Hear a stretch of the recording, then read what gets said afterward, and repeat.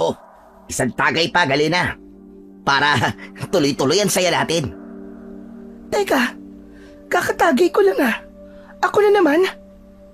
Aba, kanina pa yun eh. Alam mo, lasing ka na. Hindi mo na alam ang ikot mo eh. Oh, ito. Kunin mo na. Huwag ka nang maarte. Inuuto mo akong hayop ka eh. Hindi pa ako lasing ah. Ito naman. Sige na, kunin mo na. Para sa akin to. Isang tagay lang. Ikaw talaga. Sige na nga. Isa na lang ah. Walang tagay ko na to. Inabot ko ang basong hawak ni Diego. Sabay tungga ng lamang alak. Kahit lasing na ako, ramdam ko pa rin ang init na gumuguhit sa aking lalamunan. Napatingin ako sa lalaking kainuman ko. Nakatitig sa akin ang namumungay niyang mga mata. Nang ibaba ko ang baso, nagpatuloy kami sa pagbibiruan. Pero ilang sandali lamang, naramdaman ko ang mainit niyang palad sa aking mga hita. Nagulat ako at di agad nakaimik. Dahil di ako nagsalita, nakita kong ngumisi siya. Sabay himas at bahagya pang itinaas ng kaunti ang suot kong palda. Doon ko palang naisip na binabastos na ako ng kainuman ko na si Diego. Diego, anong ginagawa mo? Tigilan mo nga yan. Huwag ka nang magalit. Ano bang masama sa ginagawa ko? Hinahawakan ko lang naman ang mga hita mo ah. Ang ganda kasi. Sabi ng tigilan mo yan eh. Wala kang karapatang hawakan ako. Siraulo ka.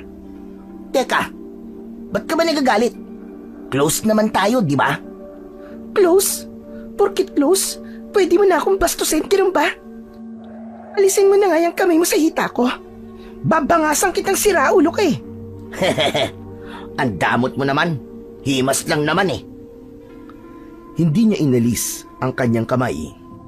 Bagkus ay tinignan lang niya ako na parabang nang aasar. Sa inis ko, tinabig ko ang kamay niya sabay irap. Tumungga pa ako ulit ng alak. Pilit kong pinapakalma ang sarili ko. Pero imbis na mapahiya, tumawa lang siya na parang wala lang. Huwag ka na mag-inarte, Galina. Alam ko namang gusto mo din eh. Hindi ko gustong ginagawa mo, hayop ka. Kaya manahimik ka. Sus, kunwari ka pa. Huwag ka na magmaninis. Kung talagang matino ka, hindi ka iinom at makikipagtagayan sa mga lalaki. Huwag ka nang painosente, Epek. Ano? Bastos ka! Binigyan ko siya ng isang sampal na malakas. Tumigil ang lahat ng tawanan sa paligid. Natigilan si Diego. Natigilan din yung mga kainuman namin. Lahat sila para bang hindi makapaniwala sa ginawa ko. Namula agad ang mukha niya dahil sa sampal na yon. Pero halata ko na mas nasaktan ang pride niya kesa sa pananakit ko sa kanya. Ayaw mo nang binabastos? Bakit sumasama ka sa amin? Di ba? Kaya ka nga nakikipag-inuman ay para... Huwag ka lang maarte. Ang totoo niyan, gusto mo magpadilig ngayong gabi, di ba? Natigilan ako sa sinabi niya.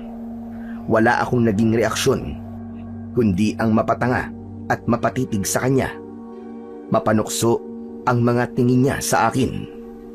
Nakita kong lumingon siya sa mga kainuman namin. Ni isa sa kanila wala ding umimik. Lahat sila ay nagkibit balikat lang na parabang normal lang sa kanila ang ginagawa ng bastos na si Diego. Siraulo kang hayop ka, Diego. Hindi yun ang dahilan kung bakit ako nakikipag-inuman sa inyo. Sus, huwag ka na nga magpalusot. Alam kong hinahanap mo yung ganito. Di ba? Matagal nang wala si Lando. Pumayag ka na. Isang kabilang naman, Galine. Mabilis lang to. Masosolve ka sa akin. Promise. Dadaling kita sa langit. Doon na talaga ako nagalit. Bigla akong tumayo at ibinuwal ang mesa namin. Natapon ang mga alak sa sahig. Panay ang mura ko sa kanya at halos gusto ko na siyang suntukin. Pero nang makita ng mga kasama namin na parang gusto na rin akong saktan ni Diego, agad silang umawat. Oo, lasing ako, pero hindi ako pokpok. Tahimik ang paligid. Dahan-dahan kong nilapitan si Diego at tinitigan siya ng matalim. Alam mo, Diego, mag-iingat ka. Hindi mo alam kung sino ang binabastos mong hayop ka. Ha? Tinatakot mo ba ako, Hagalina? Hindi kita tinatakot. Binabalaan lang kita. Hindi mo ako kilala. At hindi mo alam kung sinong pwedeng magtanggol sa akin. Kapag nalaman niya to, sigurado akong hindi ka na makakapambastos pa ng babae kahit kailan. Sira ulo! Hindi ako natatakot sa sinasabi mo. Bahala ka. Pero kung sakaling may mangyari sa'yo, walang sisihan ha. Wala akong kasalanan. Tumalikod na ako at naglakad palayo sa kanila.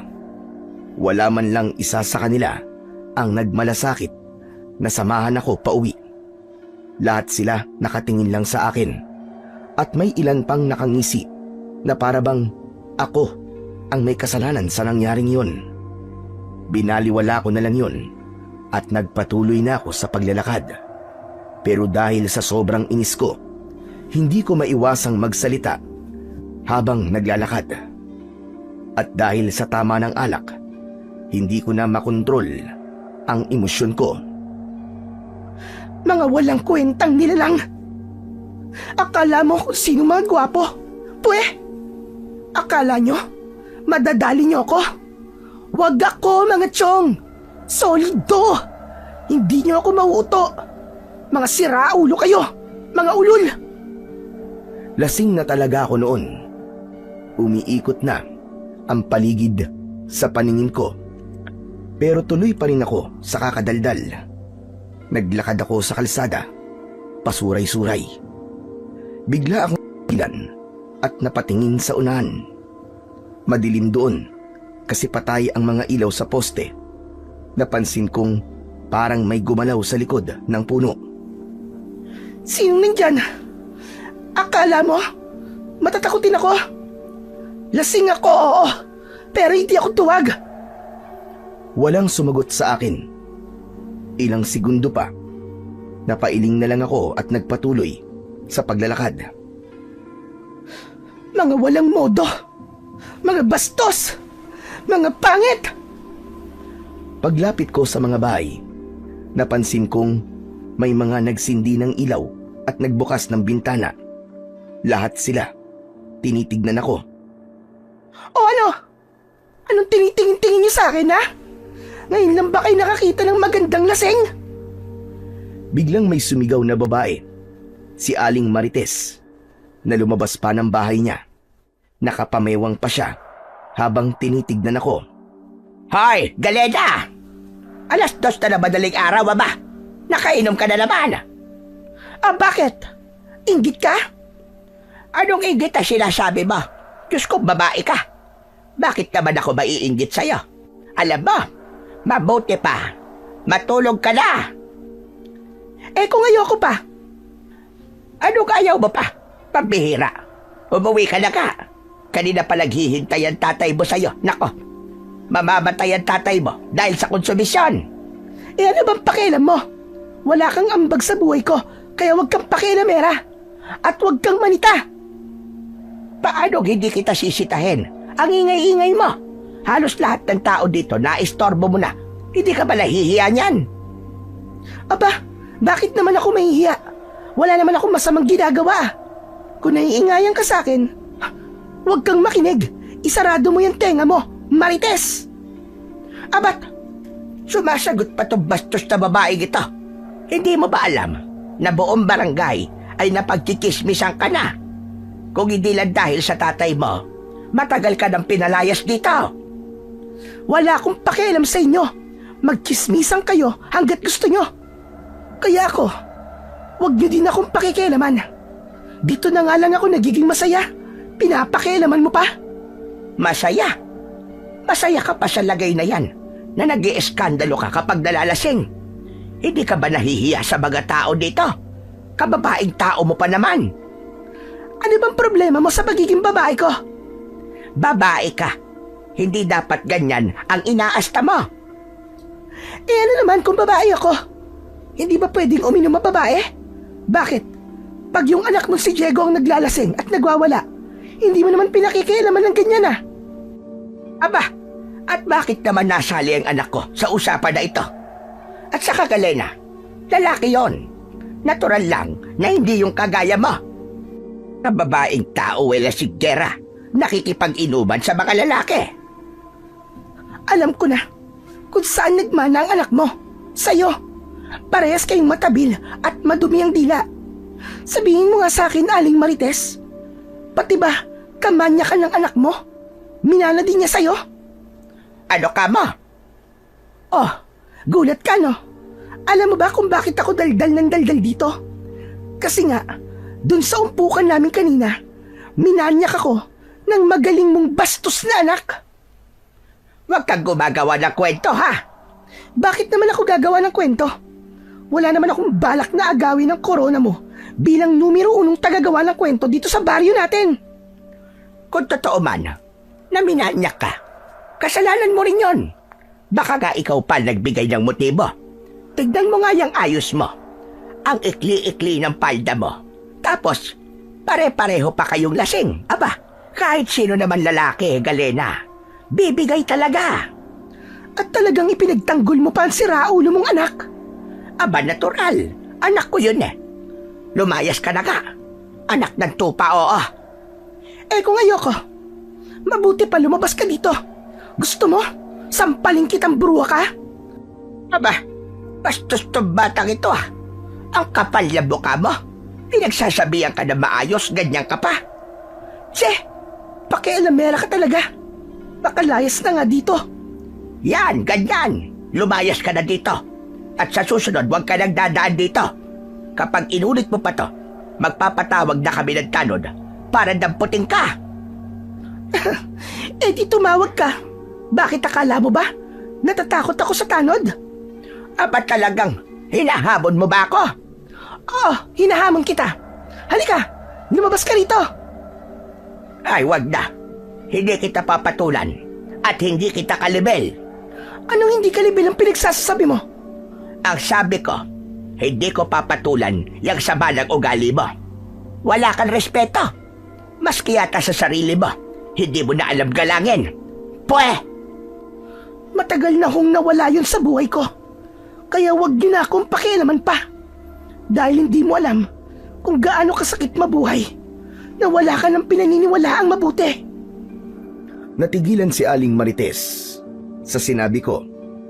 Tahimik siyang pumasok muli ng kanilang bahay at isinara na ang mga pinto at bintana. Ako naman ay naglakad na din palayo.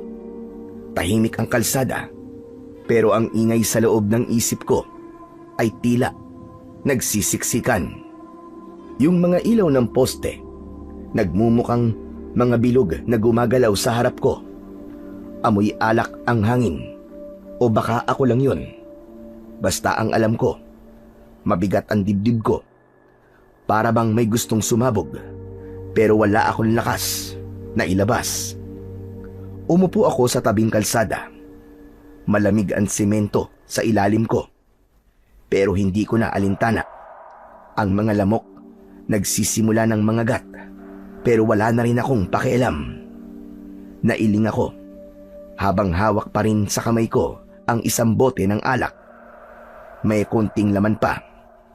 Tinungga ko na rin nang walang pakundangan. Nalasahan ko ang pait, pero ayos lang. Mas gusto ko yung ganitong pait. Yung ganitong sakit, hindi tulad ng sakit na pinagdadaanan ko sa aking buhay.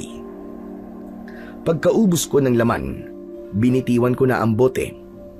Gumulong yun sa kalsada, tumama sa bato at huminto sa tabi ng kanal. Pinanood ko lang habang umiikot-ikot hanggang sa tuluyang tumigil. Yan, ganyan ako. Paikot-ikot, tapos biglang hihinto. Walang direksyon. Anak ng putya naman oo. Bakit ganun? Lahat sila may sinasabi. Pero wala naman talagang nakakaintindi sa akin. Hinaplos ko ang tuod ko. Nanginginig.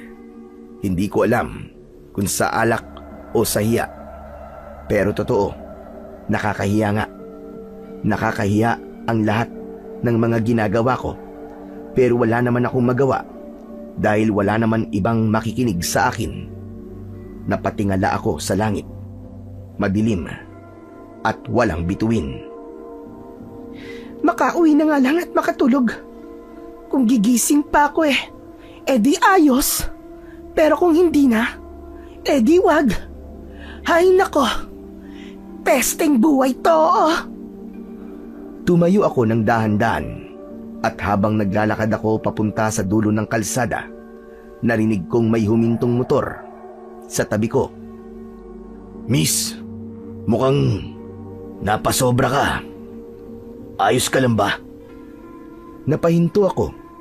Lumingon ako sa kanya at sinipat siya mula ulo hanggang paa. Medyo matangkad, maputi at mukhang bagong gupit. Magandang lalaki siya. Pero agad akong nairita. Ano bang pakialam mo? Concern lang naman.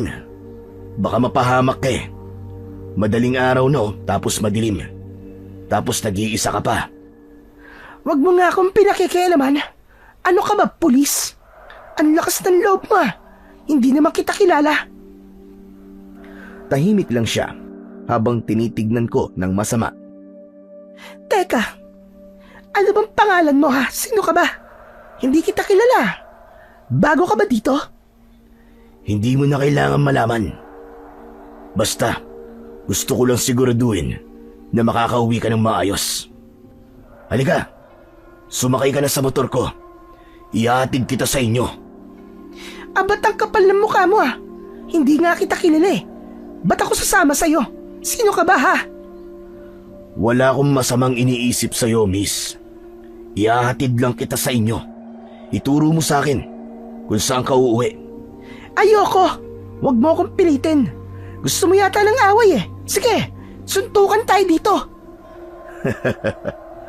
Hindi ako makikipagsuntukan sa isang babae. Hindi rin kita papatulan kasi lasing ka. Lasing? Oo, lasing ako. Bakit? So what? Bawal ba malasing ha? Hindi naman masama ang uminom. Pero yung ganitong ginagawa mo, nakakahiya. Hindi lang para sa'yo, kundi pati na rin sa mga taong nagmamalasakit sa'yo. Walang nagmamalasakit sa akin. Kung meron man, matagal na siyang wala. Ako, baka pwede akong magmalasakit sa'yo. Natigilan ako. Tumingin ako sa kanya. Sabay iling. Ipinagpatuloy ko ang aking paglalakad palayo sa lalaking yon. Pero hindi pa man ako tuluyang nakakalayo, ay narinig ko ang tunog ng motor niya. Sinundan niya ako. Miss, saan ka ba nakatira? Doon, malapit na. Kaya wag mo na akong iatid. Sigurado ka ba? Oo nga. Okay, pero titignan pa rin kita hanggang sa makapasok ka sa bahay nyo. Bahala ka. Ang kulit mo. Naglakad ako papunta sa skinita. Pasuray-suray pa rin. Pero nagpipilit na wag matumba. Pagdating ko sa may bakod namin, lumingon ako ulit. Naroon pa rin ang lalaki. Nakasakay sa kanyang motor at nakatingin sa akin. Sira ulo. Umiling ako at huminga ng malalim. Inabot ko ang kandado ng gate namin at marahang binuksan yun para hindi ito tumunog. Dahan-dahan kong isinara ulit. Ilang segundo pa bago ko tuluyang pumasok. Maingat kong tinanggal ang tsinelas ko bago ako pumasok sa loob ng bahay. Madilim sa sala. Nasa silid na ang tatay ko. Marahil ay tulog na. Ayoko siyang magising. Ayokong marinig ang paulit-ulit niyang sermon tungkol sa pag-inom ko. Tahimik kong binuksan ang pintuan ng kwarto ko Isinara ko na kagad ang pinto at marahan kong kinuha ang kumot, sabay bagsak sa kama. Habang nakahiga, naramdaman ko ang hilo, pero higit pa roon ay bigla kong naramdaman ang lungkot na matagal ko nang tinatago. 2 taon na rin mula nang mawala si nanay. Hanggang ngayon ay ramdam ko pa rin kung gaano katahimik ang bahay namin simula nang nawala siya. Si tatay lang at ako. Pinilit kong ipikit ang mga mata ko. Pero bago ko tuluyang dalawin ng antok, sumagi sa isip ko ang itsura ng lalaki habang nakatingin sa akin na para bang may pakialam talaga siya sa akin. Napangiti ako ng bahagya. Pagkatapos nun, tuluyan na akong pumikit. Sa unang pagkakataon, kahit lasing, parang gumaan ng koonti ang pakiramdam ko. Ngunit hindi pa man nagtatagal ay bigla akong nagising. Pero wala ako sa kwarto ko. Nakahiga ako sa isang malaking itim na bato. May mga nakapalibot sa akin na mga taong nakasuot ng balabal na itim. Nakatakip ang kanilang mga muka. Babangon sana ako pero hindi ko magawa dahil nakatali ang aking mga kamay at paa. Hindi ako makagalaw. Ano to? Nasaan ako? Ano nangyayari? Walang sumagot. Narinig kong nagsasalita ang mga tao. Sabay-sabay sila. Para silang kumakanta. Pero hindi ko maintindihan. Sino kayo, ha? Bakit niyo ako itinali? Pakawalan niyo ako rito! Ilang sandali pa ay biglang may lumapit. Mas mataas siya kesa sa iba. Pareho din ang suot, itim na balabal pero may pulang guhit sa dibdib. Huminto siya sa tapat ko. Hindi ko makita ang mukha niya dahil natatakpan ng hood. Nang yumuko siya, napansin kong parang pamilyar ang kanyang mga mata. Sino ka? Hindi siya sumagot. Sa halip, dahan-dahan niyang ibinaba ang kanyang hood. Napasinghap ako. Lando? Mismo ko, no? Lando, anong ginagawa mo? Pakawalan mo ako dito! Ngunit imbis na pakawalan niya ako, inilapit niya sa akin ang kanyang muka. Wag!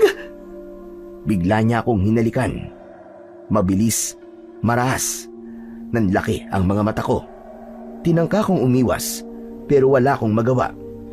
Naramdaman ko ang mainit na hininga niya. Kasunod nun, parang may apoy na pumasok sa bibig ko. Gumapang ito sa aking lalamunan, sa dibdib at sa tiyan. Tama na! Tama na! Umangat ang katawan ko dahil sa sakit. Parang may tumutusok sa laman ko. Ramdam ko ang init na kumalat hanggang sa parang sinusunog na ang balat ko. Nakita ko ang mga taong nakapalibot sa akin. Nakataas ang kanilang mga kamay. Sumisigaw sila ng mga salitang hindi ko maintindihan. Lando! Lando, wag! Wag! Huwag mo nang ituloy ito! Hindi siya sumagot. Nakangiti lang siya habang nakatayo sa tabi ko. Ilang saglit pa, naramdaman kong may tumutubo sa loob ng bibig ko. Parang may lumabas na matutulis na pangil. Humaba din ang mga kuko ko. Tapos ay tinubuan ako ng itim na balahibo. Hindi! Anong ginagawa niyo? Mga hayop kayo! Ayoko nito! Ayoko! Kasabay ng sigaw kong yun, ay kusang naputol ang mga tali sa kamay at paa ko. Bigla akong tumayo, hingal at nanginginig. Pero ramdam ko ang kakaibang lakas ng mga oras na yon. Tapos yung mga tao, bigla silang lumuhod. May sinasabi sila, ako raw ang pinili. Ako raw ang bagong Panginoon. Anong bagong pinili? Anong pinagsasasabi niyo? Tigilan niyo to! Tigilan niyo ako! Lumingon ako sa paligid. Gusto ko nang umalis. Inisip kong tumakas, pero nakita ko si Lando. Nakatingin sa akin. Nakangiti. Pero ang laman niya, ang kulay niya, hindi na din normal. Kulay abo, parang patay. May mahahaba din siyang mga kuko. May matulis na pangil. Nakangisi siya sa akin. Wala ka nang magagawa, Galena. Tadhana mo to. Tadhana? Sira ulo ka ba? Oo, Galena. Oo. Tadhana mo to. Pinili ka nila. Pinili kita. Bakit mo to ginagawa? Ayoko nito, Lando. Ayoko nito. Pakiusap. Alisin mo ang sumpang to. Huwag ka nang lumaban, mahal ko. Sandali na lang matatapos din to. Sige na. Mahiga ka na ulit. At tatapusin na namin ang ritual na makakapagpalakas sa iyong kapangyarihan. Please, tama na to, Lando. Natatakot na ako. Huwag mong gawin sa akin to. Maawa ka. Huwag kang matakot, Galena. Pagkatapos nito, magiging isa na tayo. Magiging ikaw na ang susunod na. Susunod na ano? Alam mo kung ano man yan. Hindi yan ang kailangan ko. Alam mo yan. Biglang lumakas ang ihip ng hangin. Paglingon ko sa isang sulok ay may lalaking naglalakad papalapit. Malabo ang mukha niya pero may suot siyang medalyon na nagliliwanag. Hindi ko matignan yon. Talagang nakakasilaw at masakit sa mata. Sino ka? Ako ang tatapos sa sumpa, Galena. Halika! Lumapit ka sa akin! Wag! Wag mo siyang pakinggan, Galena. Papatayin ka niya, Galena. Huwag kang lumapit sa kanya. Manahimik ka. Hindi ko papayagang mangyari ang masama niyong balak. Siya ang pinili. Hindi mo siya pwedeng kunin sa amin.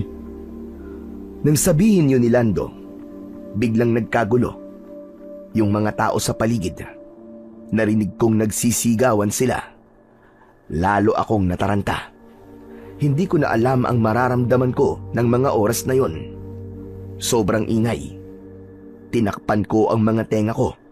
Hindi ko na kinakaya.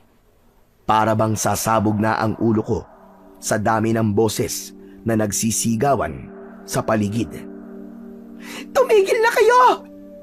Tumigil na kayo! Tama na! Mabilis akong umatras. Halos madapa ako sa pagtakbo. Pero wala na akong pakialam. Gusto kong makalayo sa kanila. Sa lugar at sa mga matang nakatingin sa akin na hindi ko alam kung gusto kong sambahin o lamunin. Maya-maya pa ay narinig kong may mga yabag na humahabol sa akin. Hindi! Kailangan kong bilisan! Kailangan kong makalayo sa lahat! Ayoko nito! Ayoko sa inyo! Galena! Galena, tumigil ka! Hindi mo alam ang ginagawa mo! Bumalik ka dito! Ayoko! Ayoko! Patuloy akong tumakbo. Pero yung mga yabag, papalapit ng papalapit. Lumingon ako at nakita ko ang lalaking may suot na medalyon. May dala siyang isang malaking espada. Ilang sandali pa, bigla akong napatid. Masama ang pagkakabagsak ko sa lupa.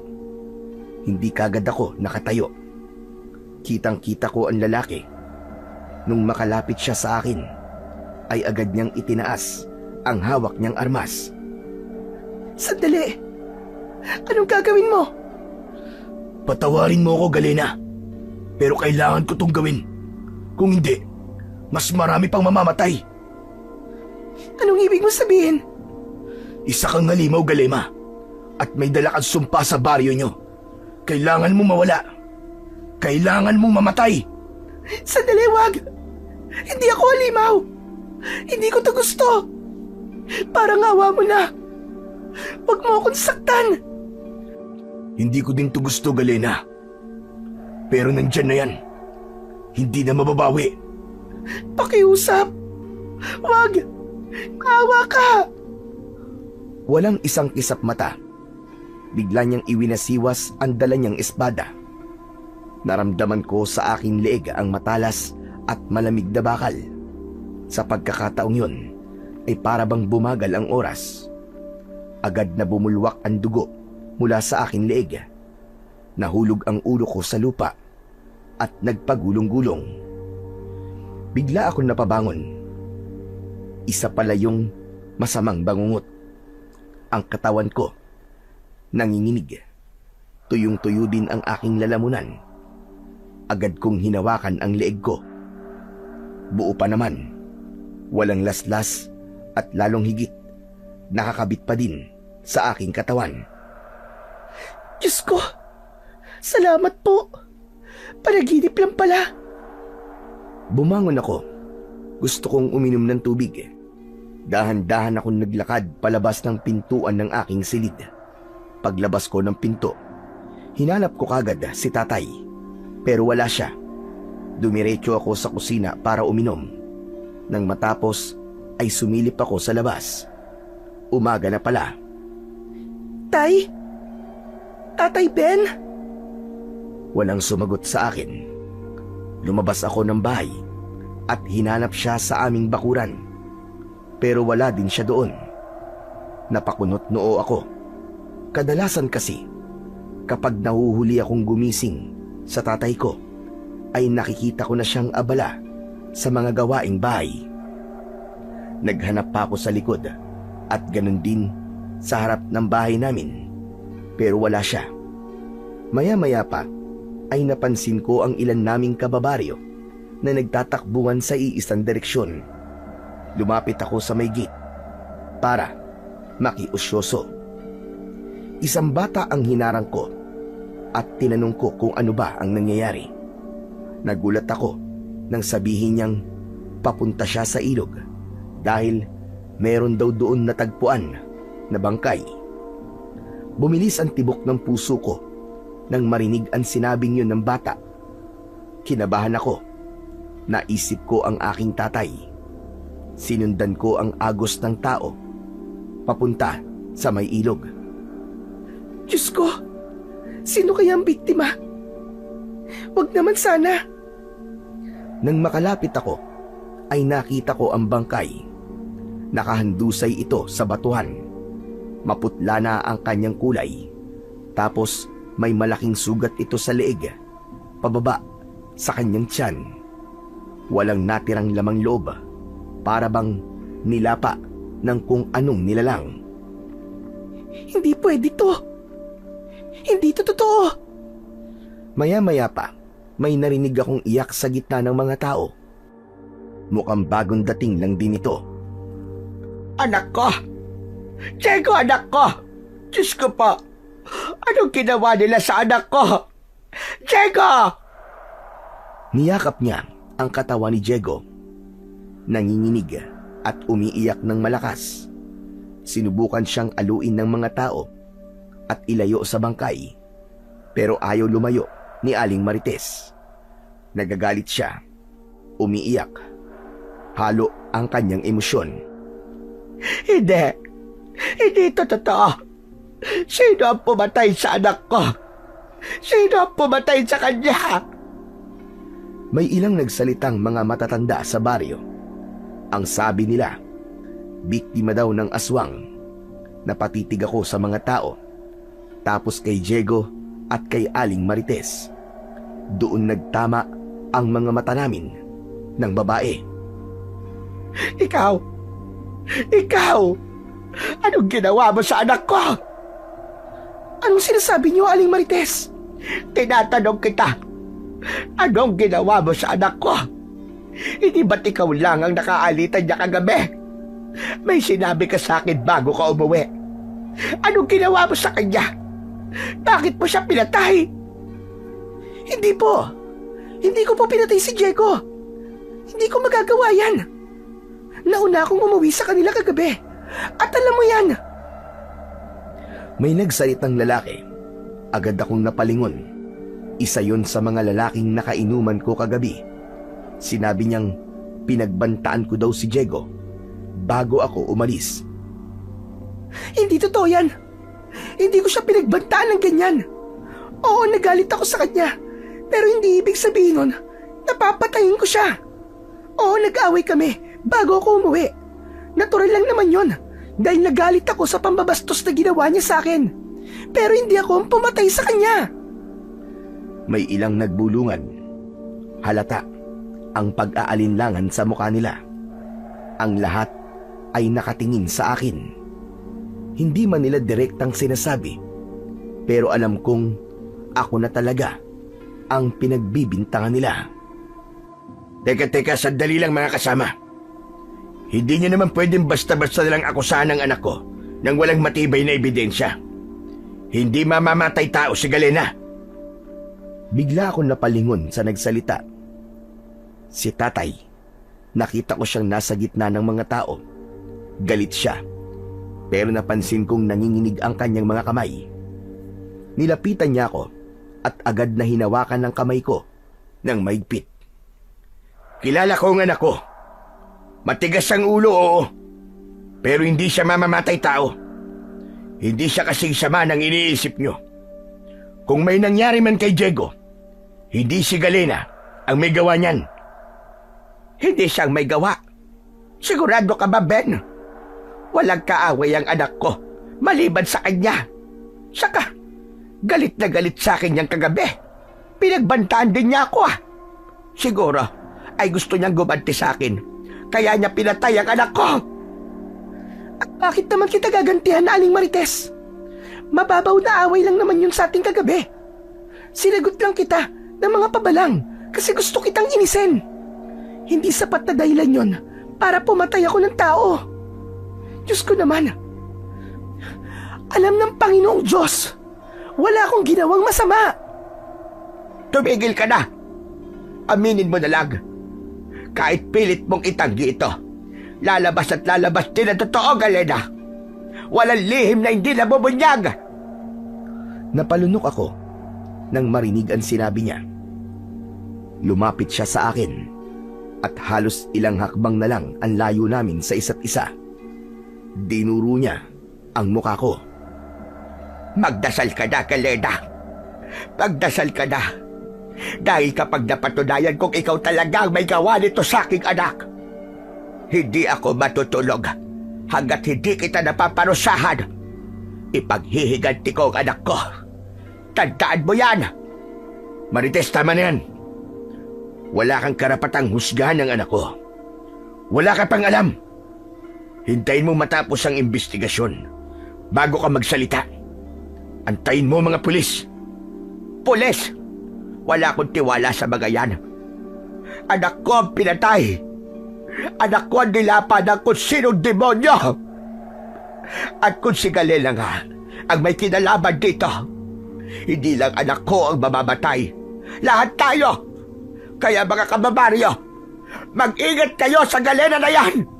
May sa demonyo babaeng yan. Baka nga lahat ng taong nawawala dito sa atin ay siyang may kagagawan. Ang mukha ni Aling Marites, puno ng galit at puot. Hindi ko siya masisisi. Alam kong masakit ang pinagdadaanan niya. Alam ko kung gaano kasakit ang mawalan ng mahal sa buhay. Pero hindi rin naman ako papayag na ako ang sisisihi niya.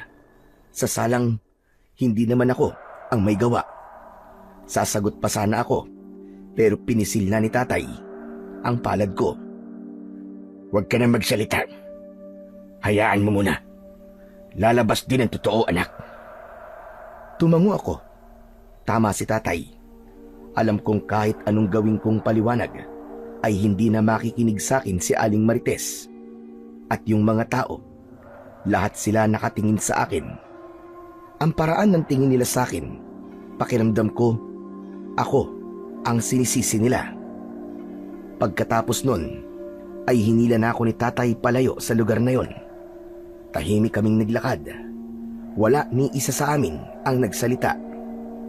Pagdating namin sa bahay, agad kong sinara ang pinto. Galena, siya kagaling kagabi.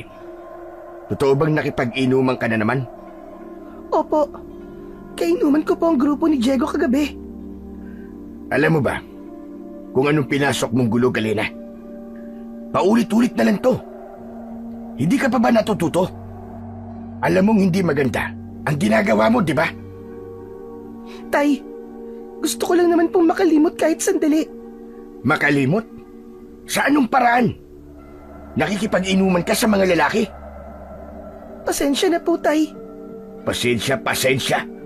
Sa tingin mo, sapat na yan para maayos ang gulong to, Galena? Sabihin mo nga sa akin ang totoo. Ikaw ba ang pumatay kay Diego? Tay, hindi. Pati ba naman kayo? Hindi ko ginustong nangyari kay Diego. Umuwi ako. Bago pa man yun. Bago pa man may mangyari sa kanyang masama. Sigurado ka? Anong oras kang umuwi kagabi? 2:00 po. Pag uwi ko, dumiretso naman po ako dito sa kwarto eh. Wala akong ibang ginawa kundi ang matulog. 2:00. Sigurado kang 2:00? Gising pa ako nung, Galena.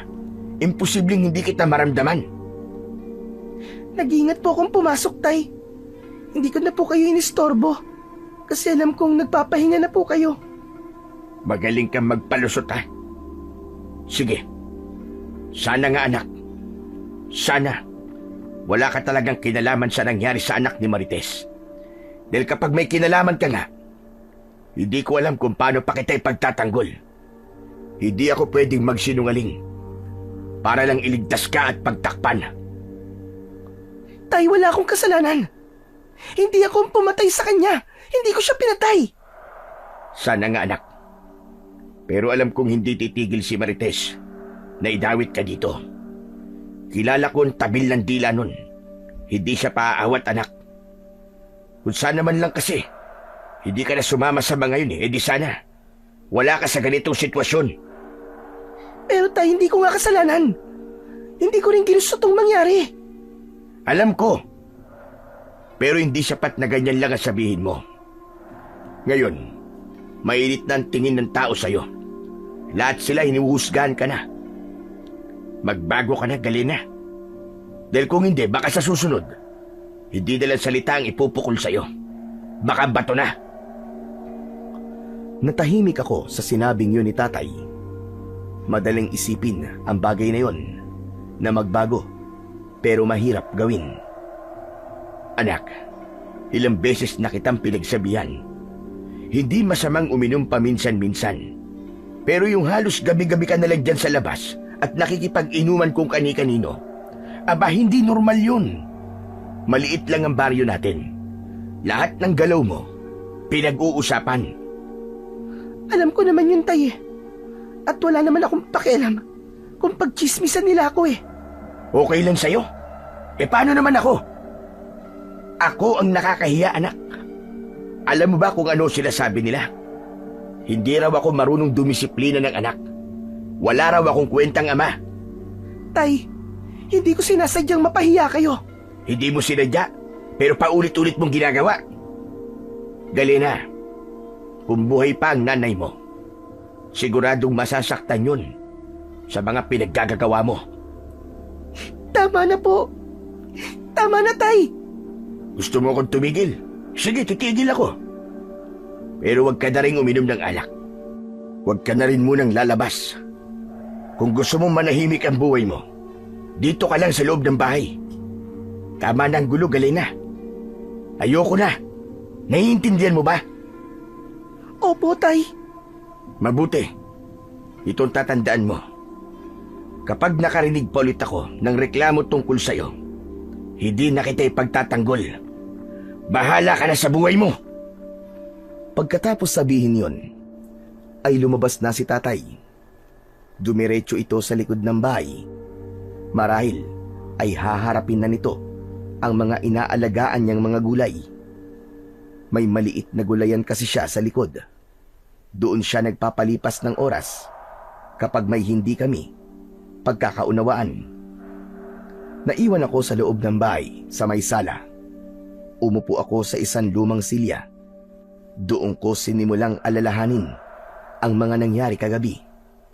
Pero kahit anong isip ang gawin ko, wala akong maalalang masamang ginawa ko. Hindi ko naman talaga siya pinatay eh. Bakit ganun? Bakit ang dali para sa kanilang husgahan ako? Mukha ba akong aswang? Hindi naman ako aswang ah. Pero, hindi nga ba? Bigla kong naalala ang panaginip ko kagabi. Bigla akong kinilabutan nang maalala ko ang naging anyo ko sa panaginip. Isang nilalang na may mga pangil, may mahahabang kuko at balot ng itim na balahibo. Bigla akong napaisip ng negatibo. Pero bigla ko din yung binawi at sinabi sa sarili ko na hindi talaga ako ang pumatay kay Diego. Tumayo ako at lumapit sa bintana. Nagkakagulo pa din ang mga tao sa kalsada. May ilan na nag-uusap tungkol sa nangyaring pagpatay kay Diego. Naririnig ko pa ang ilan sa kanila na nagsasabing halimaw daw talaga ang may gawa nun at hindi tao. Hindi ko na lang sila pinansin. Baka kung ano pa ang isipin nila kapag nakita nilang nakikinig ako. Ibinaling ko sa iba ang aking tingin. Tapos may narinig akong tunog ng motor na huminto sa tapat ng bahay. Mabilis kong nilingon ang gate. Sa una ay hindi ko pa makilala kung sino yun. Pero nang tumigil ang motor, agad kong nakilala ang lalaki. Siya yung nag-alok kagabi na ihatid ako pauwi. Natuwa ako. Naisip kong pwede niyang patunayan ang alibay ko na nakauwi ako bago pa man may mangyaring masama kay Diego. Siya ang makapagpapatunay. Agad akong lumabas ng pintuan at tumakbo sa harap, pero pinaandar na niya ang motor niya, sabay alis. Hoy! Sandali lang! Mag-uusap tayo! Sandali! Pero itinuloy pa rin niya ang pag-alis. Naiwan akong tulala sa harap ng gate namin, nagsasalitang mag-isa.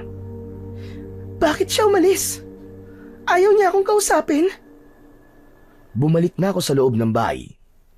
Wala pa doon si tatay. Marahil ay nasa likod pa rin siya sa gulayan. Umupo ako sa upuan at napayuko. Hindi ko na alam ang gagawin ko. Maya-maya pa ay bigla akong napatingin sa labas nang marinig kong may humintong sasakyan. Ilang sandali pa ay bumungad na ang dalawang nakaunipormeng pulis. Kinabahan ako. Alam kong itinuro na ako ng mga kasama ko sa inuman o kaya naman ay ni Aling Marites. Magandang umaga po. Ikaw ba si Galena? Tumango ako at tumayo kahit nanginginig ang mga tuhod ko. Sinalubong ko sila sa may pinto at pinapasok. Nakita ko si tatay, nakasunod sa mga pulis. Umupo sila sa sala habang ako ay tumayo sa may gilid. Hindi mapakali. Kilala mo si Diego Panganiban? Opo, magkakilala po kami. May nakapagsabi sa amin na magkasama raw kayo kagabi bago siya matagpo ang patay sa may ilog. Opo, totoo po yun. Nakipag-inuman po ako sa kanila kagabi. May mga kasama kami, officer. Pero, nauna na po ako sa kanila. Hindi ko alam na may masamang mangyayari sa kanya. Ilang oras kayo nag-inuman? Hindi ko po sure eh. Pero 2:00 po nang nakauwi ako. Nainis na ako nun kasi lasing na po si Diego. Kung ano-ano pong sinasabi sa akin at ginagawa. Anong sinasabi niya? Binastos niya po ako, sir. Kaya umalis na ako. Galit ako pero wala akong ginawa. Umuwi lang talaga ako.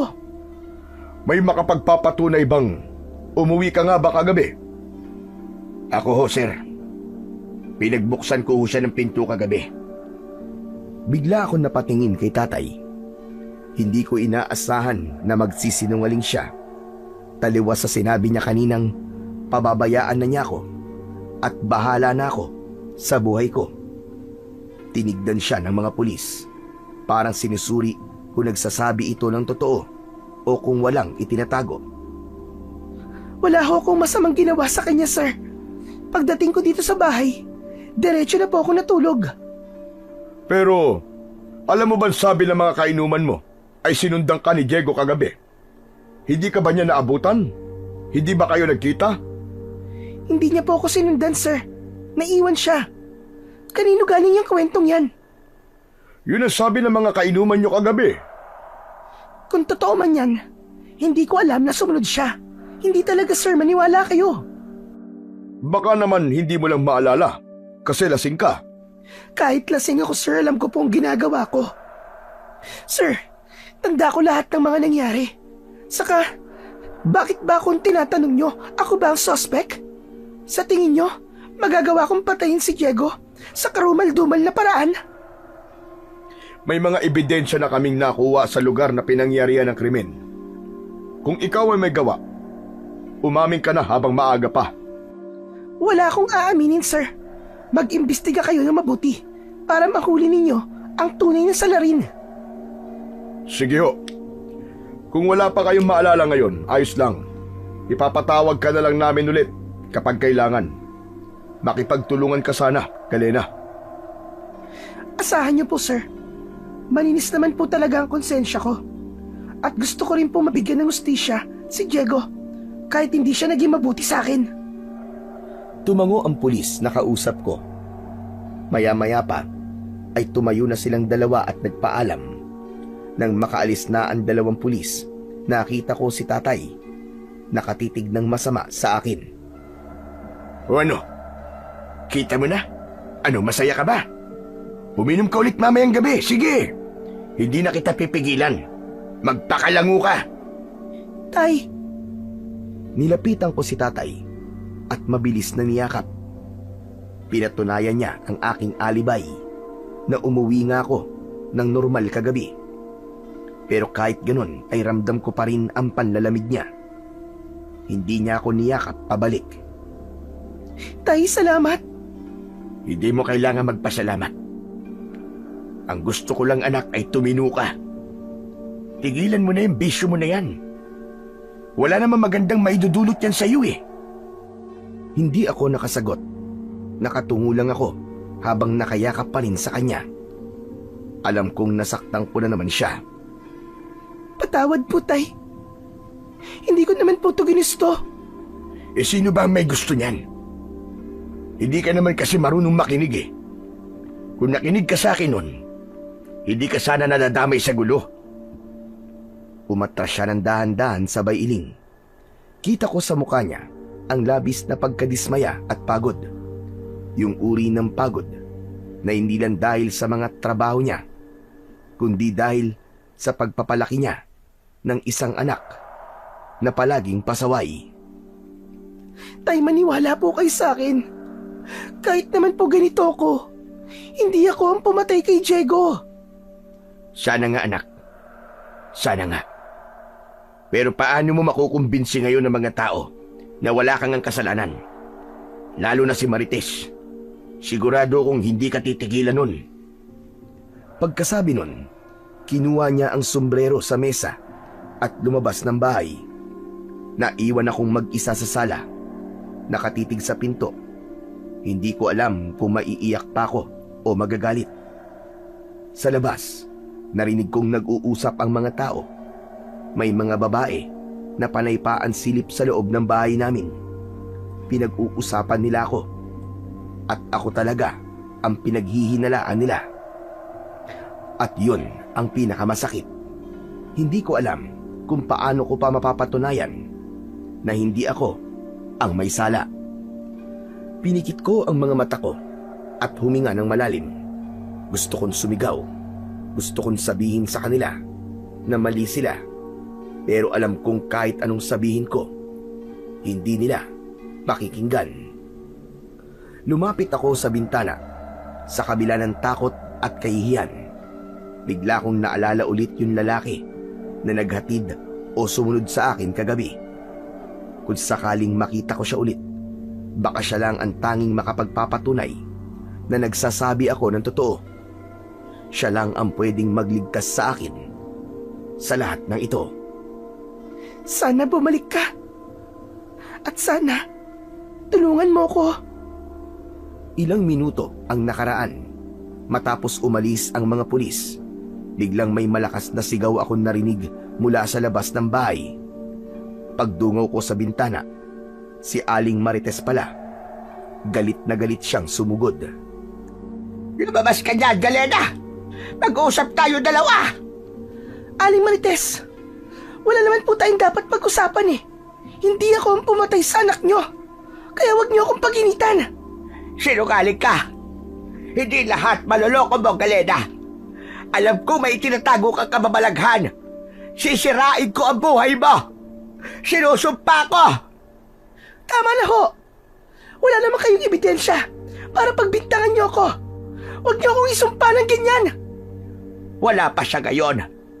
Pero kapag napatunayan ko may kinalaman ka sa pagkamatay ni Diego, ako mismo magpapabarang sa'yo! Nagkagulo sa labas. Yung mga kapitbahay at kababaryo naming chismosa, nagsilapitan sa amin. Tama na po. Wala akong kasalanan. Hindi ko siya pinatay. Sinubukan kong magpaliwanag, pero lalo lamang siyang nagalit. Hindi mo ako maluloko. Hindi mo ako mapapaniwala sa mga kasinungalingan mo na yan. Hayop ka, Galena. Lintik lang ang walang ganti. Hindi ko na alam kung ano ang isasagot ko. Parang gusto ko nalang lumubog sa hiya at takot habang patuloy siyang nagwawala. Hindi ako lumabas ng bahay. Pinilit kong pakalmahin ang sarili ko para hindi ko mapatulan ang matanda. Alam ko ang sakit na nararamdaman niya. Kaya naman, pinilit ko ang sarili kong unawain na lang ang lahat. Pagkalipas ng ilang minuto, sa wakas, kusa na din siyang umalis. Doon lang ako nakahinga ng maluwag. Pero hindi pa rin mawala sa isip ko ang sinabi niya. Habang nakaupo ako, muli ko ulit naisip ang lalaki. Siya lang talaga ang makapagpapatunay na nagsasabi ako ng totoo. Naisip ko na kung makakausap ko siya ulit, baka matulungan niya akong linisin ang pangalan ko. Kinabukasan, lumabas ako para hanapin siya. Dumiretso ako sa mga tindahan at nagtanong-tanong, pero walang nakakakilala sa kanya.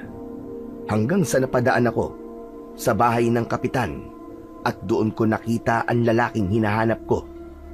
Lumapit ako sa tarangkahan at tumawag. Agad na lumapit si kapitan at tinanong kung ano ang kailangan ko. Hindi na ako nagpaligoy-ligoy pa at sinabing kailangan kong makausap ang lalaki. Tinawag siya ni kapitan sa pangalang Randy. Kaagad naman siyang lumapit sa akin. Pwede ba kitang makausap? Okay lang. May kailangan ka ba sa akin? Ikaw yung nagatid sa akin pa uwi ng isang gabi, di ba? Naaalala mo ba yun? Ha? Hindi kita kilala, miss. Baka ibang tao yung tinutukoy mo. Huwag mo naman akong lokohin. Alam kong ikaw yun. Inihatid mo pa nga ako sa harap ng bahay namin eh. Pero, hindi literal na hatid yun. Kasi ayokong sumakay sa motor mo. Pero hinatid mo pa rin ako. Inilawan mo pa nga yung daan at sinigurado mong makapasok ako sa bahay ng ligtas. Ikaw yun. Tandang-tanda kita. Naku baka naman napagkamalan mo lang ako, miss. Wala talaga akong alam sa sinasabi mo Kung wala ka namang ibang sasabihin, babalik na ako doon kasi marami pa akong ginagawa Nakakahiya kay Uncle. Teka, sandali lang. Tulungan mo naman ako. Tulungan mo akong malinis ang pangalan ko, utang na loob. Pero hindi siya nakinig. Naglakad na siya palayo sa akin. Wala akong nagawa, kundi ang mapatulala. Hindi ko alam kung maiiyak ba ako o magagalit. Habang pauwi ako, pakiramdam ko ay lalo akong nalito. Hindi ko maintindihan kung anong trip ng lalaking yon at itinatanggi niya ang bagay na yon. Napakunot ang noo ko. Hindi ko maintindihan kung bakit niya ginagawa yon. Kaya naman, bago ako tuluyang umalis, muli akong lumingon sa kanya. Napansin kong sumulyap siya sa akin. Pero nang magtama ang mga mata namin, mabilis niyang ibinaling ang tingin sa iba na para bang walang nangyari. Bigla akong kinabahan. Para bang may mali sa kanya. Naisip ko tuloy na parang may alam siya O baka siya mismo ang may itinatago.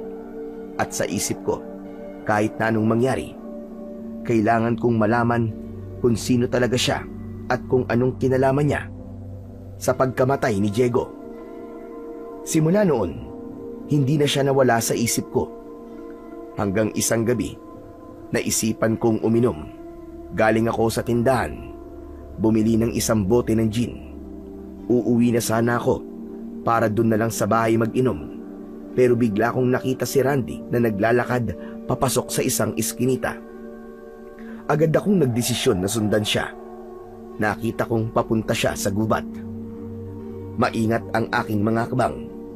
Ayokong marinig niya ako o mahuli niya dahil malakas ang kutob ko na walang magandang gagawin ang lalaking yon. Gabi na ng mga oras na yon at mabuti na lang ay maliwanag ang buwan. Huminto siya sa isang parte ng gubat na malinis sa tabi ng isang malaking bato.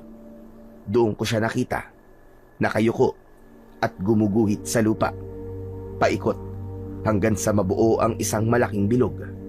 Nakatitig lang ako sa kanya. Halos hindi ako humihinga dahil sa matinding kaba. Ilang sandali pa ay inilabas niya ang mga bato mula sa isang supot. Inayos niya yon sa loob ng bilog. Pagkatapos ay bumubulong siya. Hindi ko maintindihan kung ano ang sinasabi niya. Kakaiba kasi at hindi yung Tagalog at hindi rin naman Ingles. Lumapit ako sa kanya pero bigla akong nakaapak ng tuyong sanga.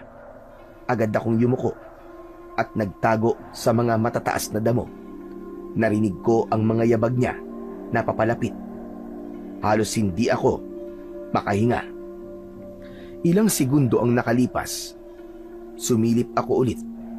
Ngunit wala na siya. Parang nawala na parang bula. Tumayo ako at naglakad palapit sa lugar kung saan ko siya nakita kanina. Naroon pa rin ang bilog sa lupa at ang mga batong inilagay niya. Anong ginagawa niya? Umupo akong saglit sa tabi ng bilog at napatingin sa paligid. Tahimik ang buong gubat.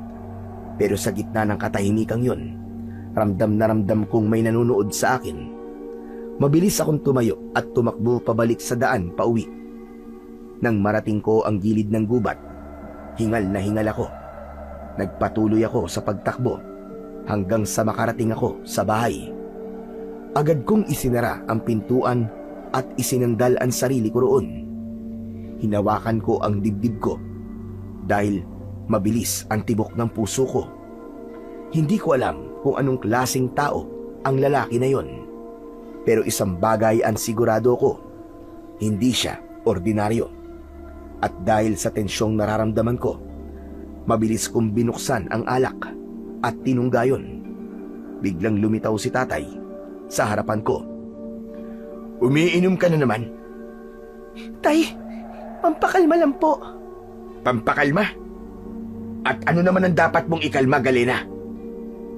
Wala, tay. Pagod lang po. Mas masarap lang kasi ang magiging tulog ko kapag nakainom po ako ng alak. Ano? At kailan pa naging pampasarap ng tulog ang alkohol? Akala mo talaga nakakatulong yan? Hindi. Sakit sa ulong ibibigay sa inyan. At gulo. Tay, huwag niyo naman po akong sermonan ngayon, oh. Please, magpapahinga na po ako. Yan. Yan ang problema sa iyo, anak eh. Hindi ka marunong makinig. Kung buhay lang talaga nanay mo, sigurado kong hindi ka papayagan na maging ganyan ka. At kung buhay si Lando, sigurado ko na... Huwag na po nating isama sa usapan ng mga taong wala na, tay. Pasensya na po kayo. Gusto ko na po talaga magpahinga. Sandali lang, Galena, makinig ka sa akin. Ayoko lang naman na mapariwara ka. Magbago ka na, anak. Pakiusap naman. Tumahimik ako matapos yun sabihin ni tatay. Dahil dun, marahan akong naglakad papalapit sa mesa. Ibinaba ko ng dahan-dahan doon ang dala kong bote ng alak. Sige na, tay. Bukas na lang ulit tayo mag-usap. Tumango siya Ako naman ay pumasok na sa loob ng aking silid para matulog. Ilang sandali ang lumipas, bigla akong nagising. May narinig kasi akong maingay sa labas ng bahay namin. Pagmulat ng aking mga mata, ay napatingin ako sa dingding. May parabang naglalakad sa labas. Umupo ako sa gilid ng kama at pinakiramdaman ang paligid. Maya-maya pa, ay biglang may kumakalmot na sa dingding. Naisip kong baka pusa lang yun. Hihiga na sana ako ulit, pero bigla akong nakaamoy ng mabaho. Para bang bulok na karne. Napasinghap ako. Ano yun? Ang baho ah! Maya-maya pa, may narinig akong malakas na ungol sa labas. Para bang galing sa lupa. Kasabay ng tunog na yon, ay meron ding nagkukutkot ng lupa. Tumayo ako at marahang lumapit sa dingding. Idinikit ko ang tenga ko at pinakinggan ng mabuti ang tunog.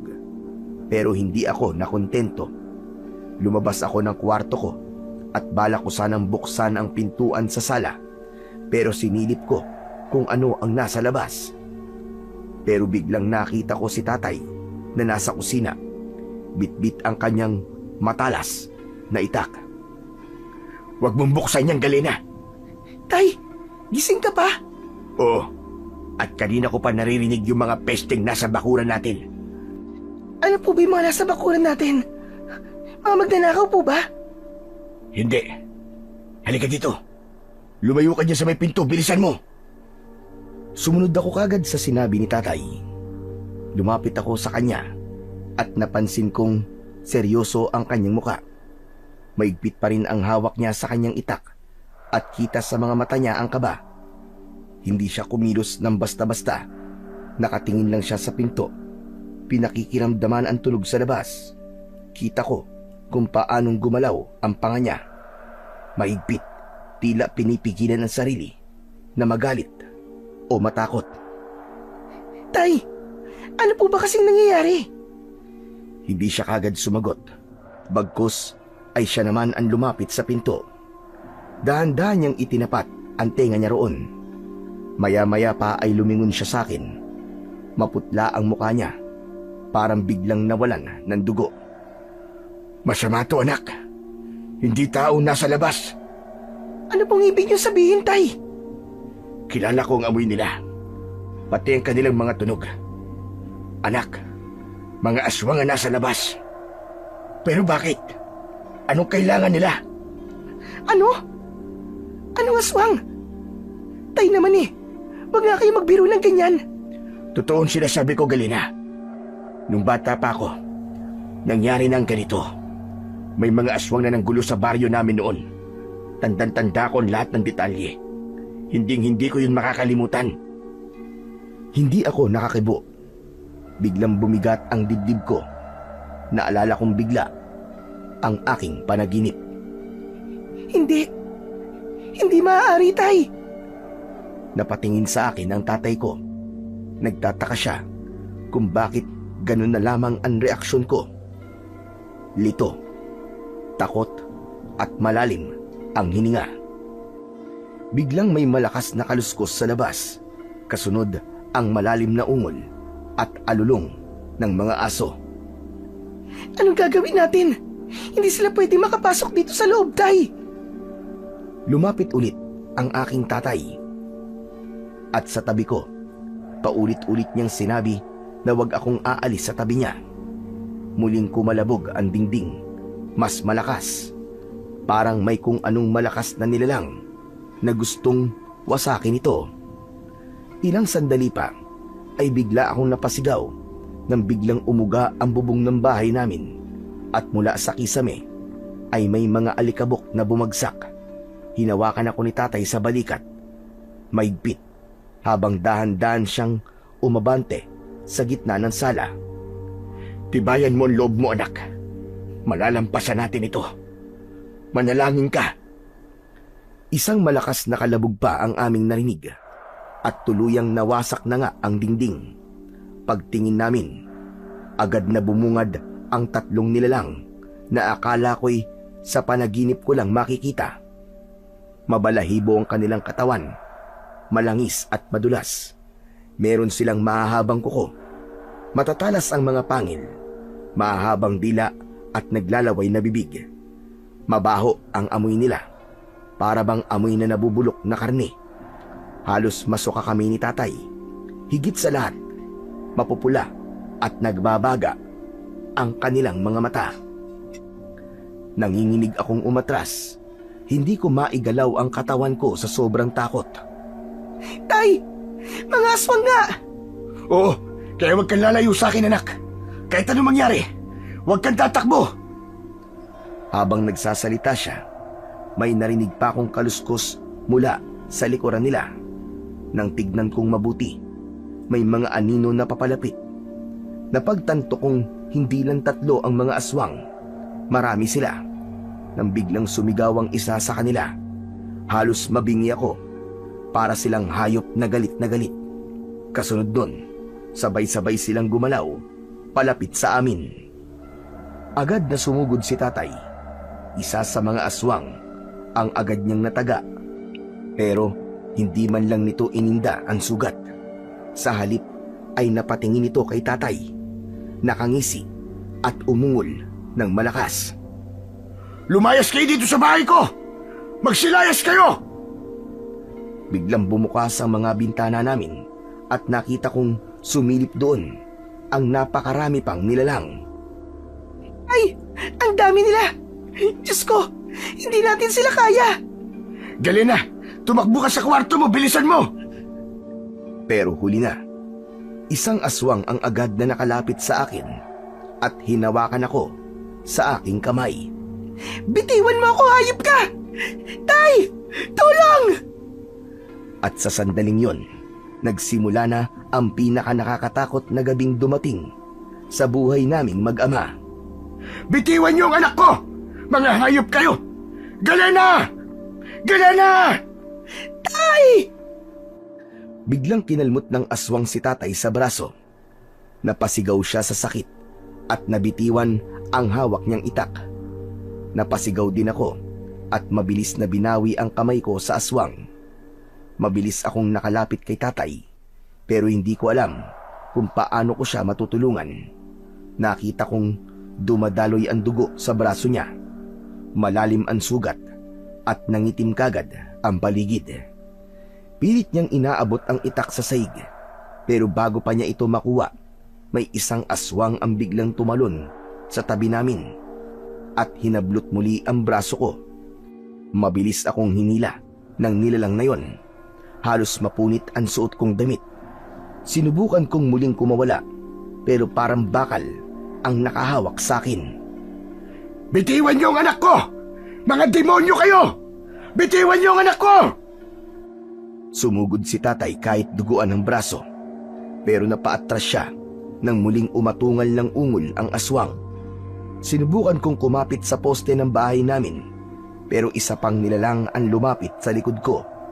At sa isang iglap, binuhat niya ako. Tay! Huwag niyo akong hayaang kunin nila! Tay! Nagsisisigaw ako habang pilit na inilalayo ng nilalang palabas ng bahay.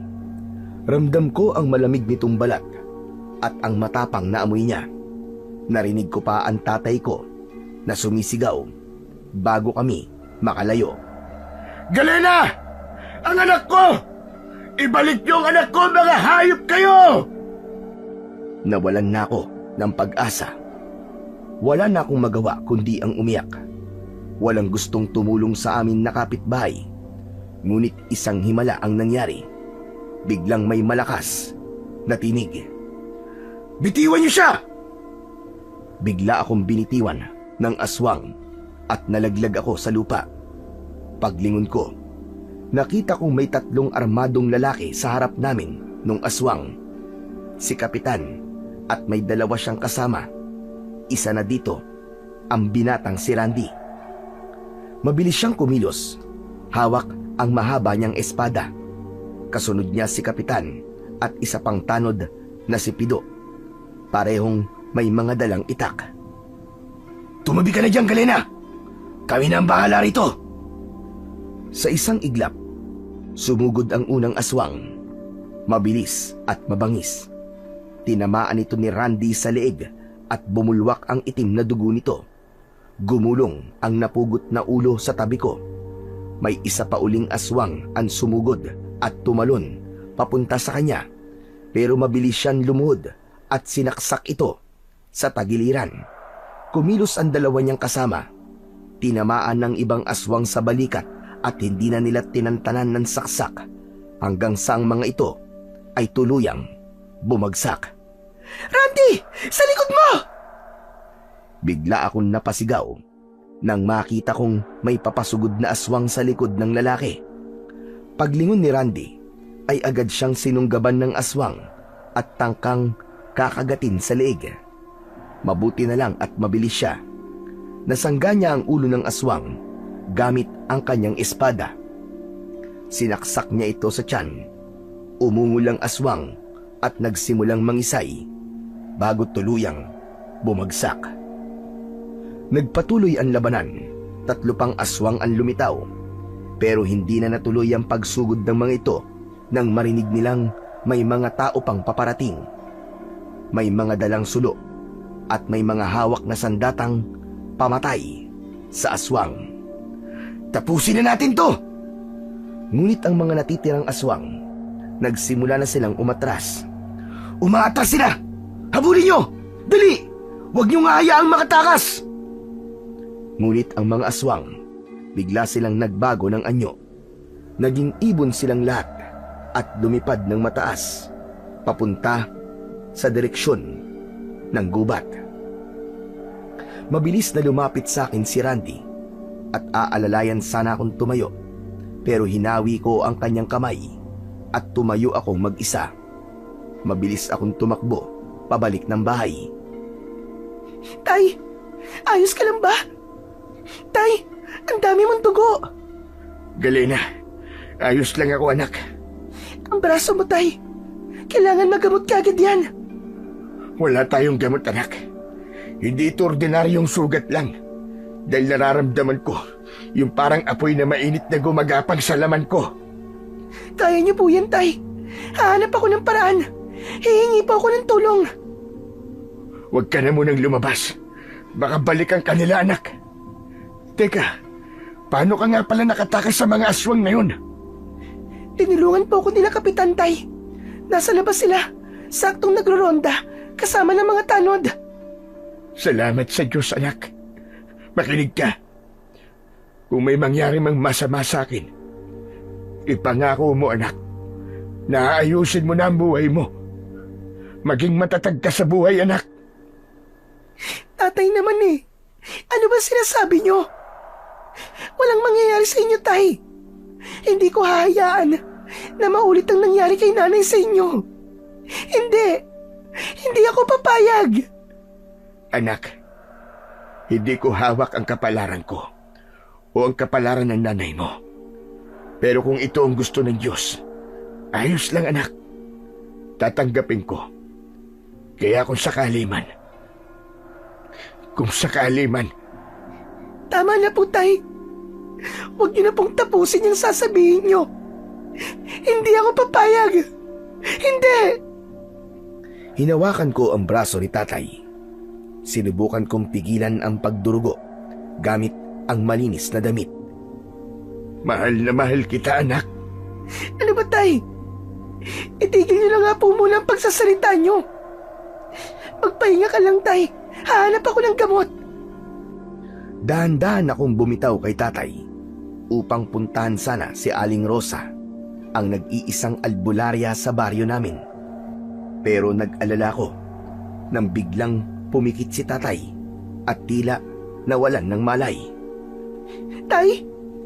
Tay, gising! Tay, gumising ka! Tay! Sinubukan kong yugyugin ito pero hindi siya nagigising. Labis ang takot at pag-aalala ko ng araw na yon. Diyos ko! Huwag niyo pong kunin ang tatay ko! Nakikiusap ako! Huwag ngayon! Habang umiiyak ako, biglang may nagsalita sa likod ko. Nakita ko si Kapitan, kasama ang kanyang pamangkin. Agad na lumapit ito sa tatay ko at sinuri ang kanyang sugat. Nakalmot siya ng aswang. Kumakalat na sa kanyang dugo ang lason. Kailangan siya magamot kagad dahil kung hindi, mamamatay siya at magiging isa sa kanila. Ano? Anong magiging isa sa kanila? Ang kamandag ng aswang ay maaaring makapatay, pero pwede rin gawin itong aswang ang nakagat o nakalmot. Magiging aswang ang tatay ko? Hindi. Ayoko. Kumuha ka na makabuhay. Damong Maria, at kung merong sambong dali mo dito, hugasan mo muna ng mabilis, tapos pakuluan mo sa maliit na kaldero. Dapat mainit pa yon bago ko ipahid dito sa sugat ng tatay mo. Bilisan mo. Pero, kaya mo bang tanggalin ang lason? Magagamot mo ba ang tatay ko? Wala kang tiwala sa akin? Nagtatanong lang naman ako. Ano, kaya mo ba? Kung ayaw mo mamatay ang tatay mo, gawin mo na lang ang sinabi ko sa'yo. Huwag ka ng maraming satsat. Natigilan ako sa bigla niyang pagsigaw na yon. Pinamukha niya sa akin na wala na akong oras para magtanong pa. Kaya naman, agad akong lumabas ng bahay. Kahit madilim pa, ay hinanap ko isa-isa ang mga halamang gamot na sinabi niya. Mabuti na lang at masipag magtanim ng mga halamang gamot ang tatay ko. Kaya alam ko na nasa bakuran lang namin makukuha ang mga halamang yon. Pagbalik ko sa loob ng bahay, ay agad kong pinakuluan ito sa maliit na kaldero. Nakita ko siyang naghahanda ng malinis na tela. Seryoso ang kanyang muka. Pareho kaming hindi nagsasalita. Nang kumulo na ang tubig, agad ko na itong dinala sa kanya. Maingat na ibinuhos nito ang pinakuluan sa braso ni tatay. Ano ka ba? Anong ginagawa mo? Lalong masasaktan ang tatay ko niyan eh. Hindi mo naiintindihan. Kailangan kong gawin to. Alam mo ba talaga yung ginagawa mo? Baka hindi niya makaya. Mainit yan. Mas mabuting masaktan siya ngayon kaysa lamunin ng sumpa mamaya. Habang pinupunasan niya ang sugat gamit ang malinis na tela, kumuha siya ng ilang nilagang dahon at may dinukot siya sa bulsa niya. May kinuha siyang 3 bato na maliliit. Ipinatong niya yon sa braso ng tatay ko. Tapos ay nagsalita siya. Hindi ko maintindihan ang sinasabi niya. Ibang wika kasi ang gamit niya at para siyang nagdarasal. Biglang nagmulat ng mata ang tatay ko at laking gulat ko nang makitang itim na ang kanyang mata. Anong nangyayari? Bakit ganyan? Huwag kang maingay. Nagpatuloy sa pagdarasal si Randy hanggang sa muli nawalan ng malay ang tatay ko at doon naman sinimulan ng lalaki na talian ang sugat nito. Kailangan niya magpahinga. Huwag mo siyang gagalawin. Ikaw naman, magpahinga ka na rin. At sa palagay mo, makakapagpahinga pa ako sa lagay na to? Sundin mo na lang ang sinasabi ko sa'yo. Huwag nang matigas ang ulo mo. Sinenyasan ako ni Kapitan. Parang sinasabi nito na sundin ko na lang kung anuman ang sinasabi ng lalaki. Wala akong nagawa kundi ang tumayo at pumasok sa kwarto ko para magpahinga. Kinaumagaan, nagising ako sa tunog ng sunod-sunod na kalansing ng kutsara at tasa mula sa kusina. Kasabay nun, naamoy ko ang mabangong aroma ng kape. Mabilis akong bumangon at lumabas ng kwarto. Pagbukas ko ng pinto, nakita ko si tatay at si Randy. Magkaharap silang nagkakape. Parang may pinag-uusapang importante. Tay? Okay ka na? Oh, ba't naman ganyan ang mukha mo, anak? Bakit? Ayaw mo ba akong gumaling? Hindi lang po ako makapaniwala, Tay. Oo na, sige na. Umupo ka na. Samahan mo kami magkape. Opo, Tay. Salamat po. Nagsalin ako ng mainit na tubig sa tasa at nagtimpla ng sarili kong kape. Tumabi ako kay tatay. Tahimik akong nakinig sa pinag-uusapan nila. Maraming salamat sa lahat, Randy ha. Utang na loob ko talaga ang buhay ko sa'yo. Wala po yun. Pero maswerte ho talaga kayo. Dahil natsambahan po natin yung mga aswang na yun. Ilang araw din naming hinanap ang mga yun eh. Ilang araw? Ibig sabihin matagal na sila nanggugulo dito sa baryo. Oo, hindi nyo lang po napapansin. Pero matagal na pong sinasalakay ng tahimik ng mga aswang itong baryo. Talaga? Paano? Nakita niya po mismo. At nung malaman niya ang tungkol sa mga aswang, agad niya akong pinatawag para makatulong. Abay, salamat kung ganun. Tignan mo nga naman Akala ko noon tahimik at payapa na ang aming baryo. Yung pala, Biglang napatingin sa akin si tatay. Ang kanyang mga mata parang nanunumbat. kita mo na, Galena. Wala tayong kaalam-alam na may aswang na pala dito sa baryo. Ikaw, gala ka pa ng gala sa gabi. Mabuti, di ka na tsetsempuan ng aswang na yun. Tay naman, ako na naman ang nakita nyo. Totoo naman ang sinasabi ko sa'yo, anak Tama ang tatay mo. Huwag ka nang lalabas sa gabi. Dahil lubang delikado. Matagal naman na akong hindi lumalabas Mula nang mamatay si Diego. Sinungaling. Kailan lang lumabas ka Sinundan mo pa nga ako sa gubat. Namula ako sa sinabi niyang yon. Hindi ko batid na alam pala niya ang aking pagsunod sa kanya. Medyo nakaramdam ako ng hiya, pero agad ko ding binawi. Bakit? Hindi lang naman akong sinungaling dito Pati naman ikaw Ayaw mo akong tulungan patotohanan sa mga tao na totoo namang umuwi ako dito sa bahay bago mamatay si Diego. Kung nagsalita ka lang, di sana nalinis na ang pangalan ko. Pasensya ka na. Hindi ko kasi pwedeng gawin yon. Hindi ako pwedeng madamay sa anumang gulo. Kailangan naming unahin yung misyon na hanapin at palayasin ang mga aswang dito. Kung makikialam ako, baka ako pa mapagbintangan, Galena. Ganun ba? Kung ayos lang sa'yo na masama ang tingin sa akin ng mga tao, sige lang. Sa bagay, sino ba naman ako, di ba? Huwag kang mag-alala, Galena. Malapit nang malinis ang pangalan mo. Baka nga ngayon pa lang, malinis na Anong sinasabi mo?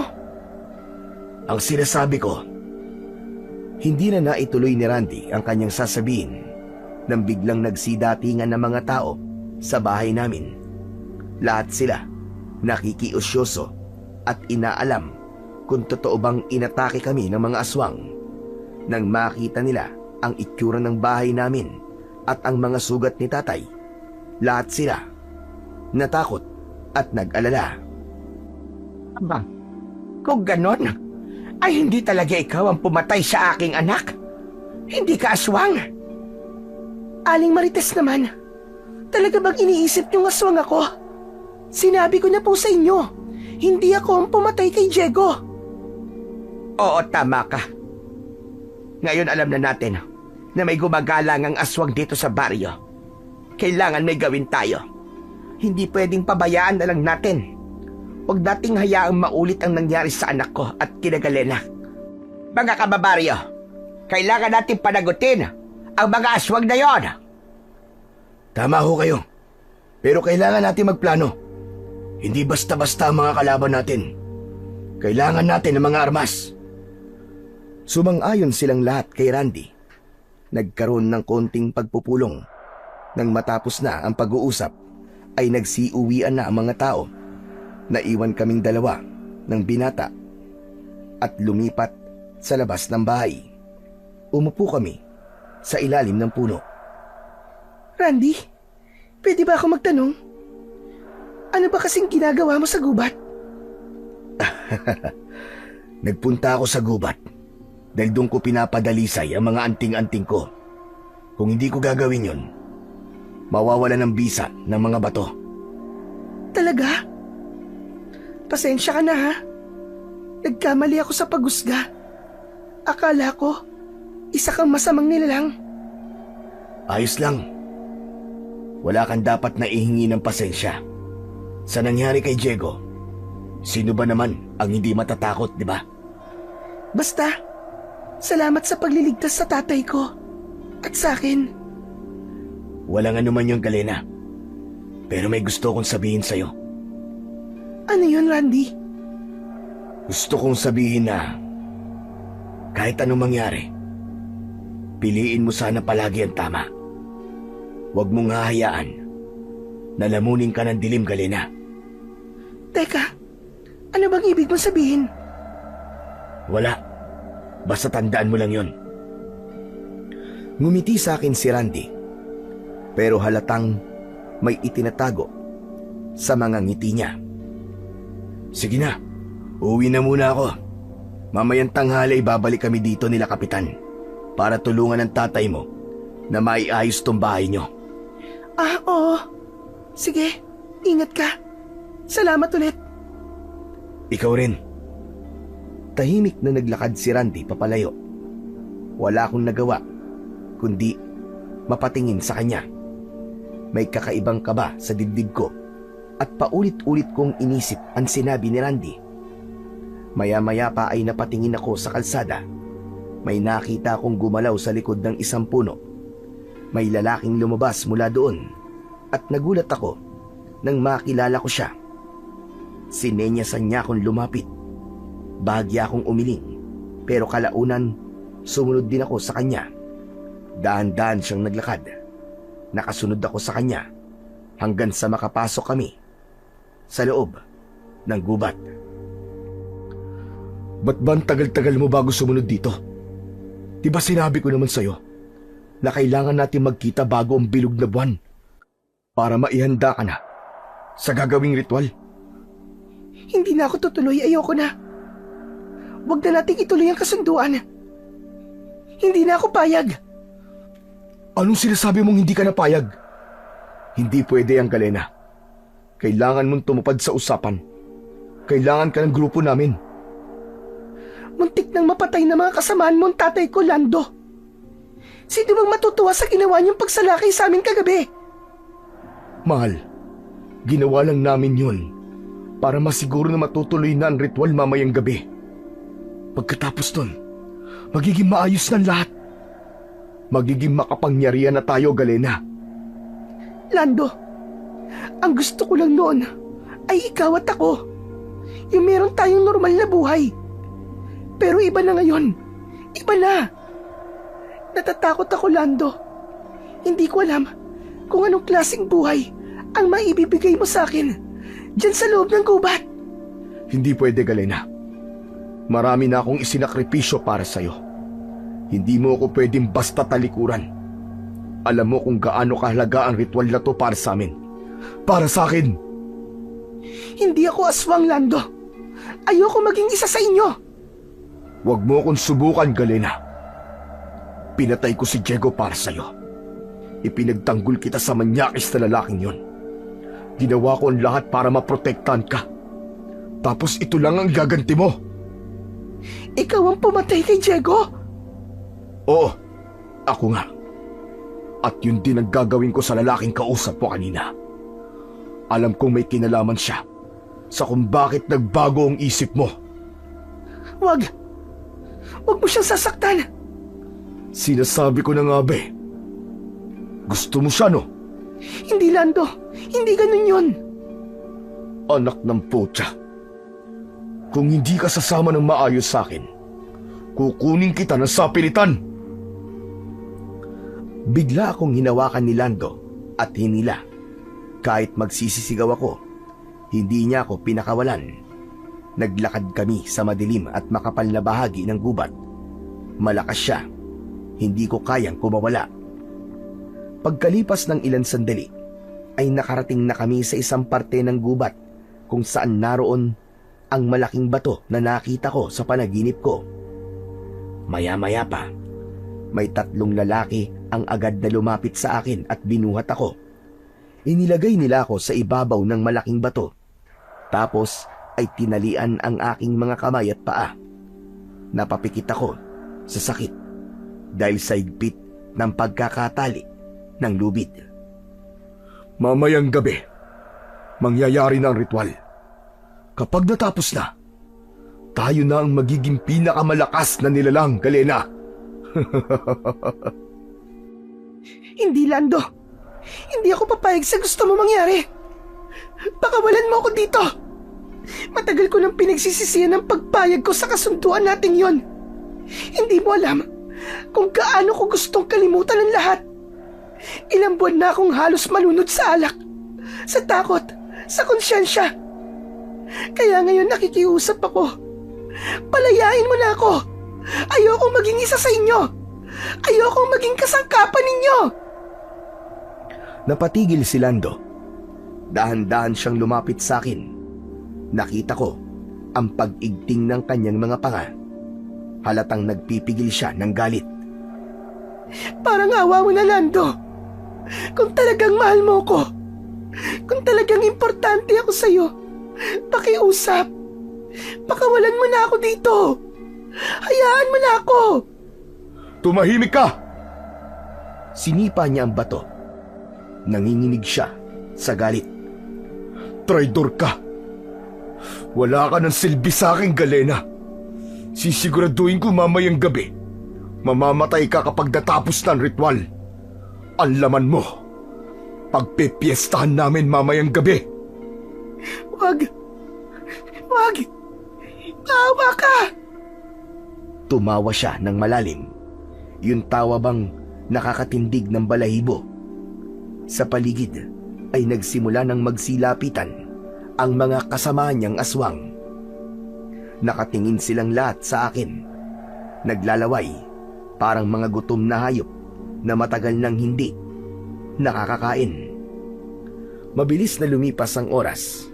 Gabi na, pero maliwanag na maliwanag ang paligid dahil sa bilog na buwan at sa mga kandilang nakasindi sa lugar na yon. Nakahiga pa din ako sa ibabaw ng itim na bato at ang mga aswang ay nagsimula na ng kanilang ritual. Nakapaikot sila sa akin. Bumubulong sila para bang nagdarasal ang mga yon. Nagbago na din. Naging mga halimaw. Diyos ko, tulungan niyo po ako. Ayoko pa pong mamatay. Patawarin niyo ako sa lahat ng kasalanan ko. Tulungan niyo ako, Panginoon. Habang umiiyak ako, biglang nagkagulo ang mga aswang. Narinig kong may sumigaw. Napalingon ako at doon ko nakita ang isang lalaki na bigla na lang sumulpot mula sa dilim. Wala siyang suot na damit pang itaas, pero may nakasabit na kumikislap na medalyon sa kanyang leg. Nanlaki ang mga mata ko. Nakilala ko ang lalaking yon. Walang iba kundi si Randy. Siya ang lalaking nasa panaginip ko. Ang lalaki na pumugot ng ulo ko. Nanlaki ang mga mata ko nang makita ang mahabang espada na dala niya. Diyos ko, tulungan niyo po ako. Muli akong napatingin kay Randy. Sinugod siya ng mga aswang. Walang alinlangang iwinasiwas niya ang espada at sinugod ang mga ito. Mabilis ang kanyang pagkilos. Sanay na sanay ito sa pakikipaglaban. Lahat ng aswang na lumalapit sa kanya ay nasusunog. Samantalang si Lando ay parang hindi nagambala. Nasa tabi ko siya at itinutuloy pa rin ang ritual. Nakatingala ito. Paulit-ulit na binibigkas ang mga orasyon. Lando, tama na, nakikiusap ako sa'yo. Huwag mo nang ituloy ito. Tumakas ka na. Papatayin ka nila. Pero hindi siya nakinig. Bigla niyang sinunggaban ang leg ko at kinagat. Aray! Tama na, Lando! Tama na! Habang patuloy niyang sinisip-sip ang aking dugo, biglang sumulpot ang mga taga-baryo at sa gitna ng kaguluhan, nakita ko si Tatay Ben. Mabilis siyang tumakbo palapit sa akin. May dala siyang buntot ng pagi. Hayop ka, Lando! Bitiwan mo ang anak ko! Sumugod siya at malakas na pinalo ito sa likod. Napasigaw si Lando at napaatras. Peste kang hayop ka! Wala kang karapatan na saktan ang anak ko! Habang nagsasagupaan sila, lumapit si Randy sa akin at tinanggal ang mga tali. Mabilis niya akong hinila palayo habang patuloy pa rin ang labanan sa paligid. Wag! Huwag mo akong patayin, nakikiusap ako, Randy. Hindi ako masama. Alam ko, Galena. Huwag ka matakot sa akin. Hindi kita sasaktan. Pero, sa panaginip ko, pinugutan mo ako ng ulo dahil naging aswang daw ako. Hindi lahat ng panaginip ay totoo, Galena. At hindi rin lahat may literal na kahulugan. Pero kung sakali magkatotoo na maging aswang ka, huwag kang mag-alala. Gagamutin kita. Tutulungan kita. Eto, mabisaan langis na to. Ipahid mo muna sa sugat mo para lumabas ang lason. Tapos ay takpan mo ng damit para hindi masyadong magdugo. Babalikan kita dito, Galena. Huwag kang aalis kahit anong mangyari. Sige, tulungan mo ang tatay ko, Randy. Tulungan mo siya. Tumango si Randy at mabilis na tumakbo pabalik sa lugar ng labanan. Naiwan akong mag-isa. Maya-maya pa, may narinig akong mga kaluskos mula sa likod ko. Pagtingin ko, nakita ko si Lando. Ang katawan niya ay balot ng itim na balahibo at nanlilisik ang kanyang mga mata. Akala mo ba'y tapos na, Galena? Akala mo ba'y makakatakas ka sa akin ng ganun-ganun lang? Ngayon ay tatapusin na natin ang ritual. Magiging kagaya mo na ako. Magsasama tayo. Magpasawalang hanggan. Wag, Lando! Wag! Kakagatin na sana niya ako uli, pero bigla siyang natigilan. Kasabay nun ay bigla siyang sumuka ng itim na dugo at sa isang iglap, nahiwalay ang ulo niya sa katawan. Gumulong yun sa lupa at ang katawan niya ay unti-unting natumba. Nang hilabot ako sa aking nakita. Sabi ko na hindi siya titigil hanggat hindi kanya nakukuha. Lumapit siya sa akin at inabot ang mga kamay ko. Tapos na, Galena. Wala na siya. Ligtas ka na. Sa sandaling yon ay bigla akong napagulgol. Hindi dahil sa sakit o takot, kundi dahil sa tuwa at ginhawa. Para akong nabunutan ng tinik sa dibdib. Matapos ang halos 1 taon, sa unang pagkakataon, ay nakahinga na din ako ng maluwag. Tapos na. Tapos na ang lahat. Oo, tapos na, Galena. Malaya ka na. Napatingin ako kay Randy. Noon ko lang naunawaan na mahusay talaga siya at maraming alam.